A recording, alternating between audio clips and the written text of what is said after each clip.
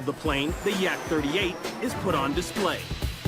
Showing off their hovering capabilities, the two fighters sit eerily still, just a few hundred feet above the runway. In a choreographed routine, they circle each other horizontally. Then, just seconds after they return to their starting points, one of the plane's engines cuts out.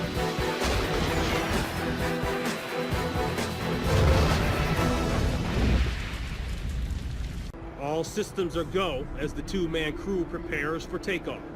The B-2 thunders down the tarmac and the nose begins to lift. It looks like a picture-perfect takeoff. It's only when the B-2 begins to lose altitude that there's any indication that something is wrong. The pilots struggle to gain control. Then, just above the runway, the left wing begins to dip.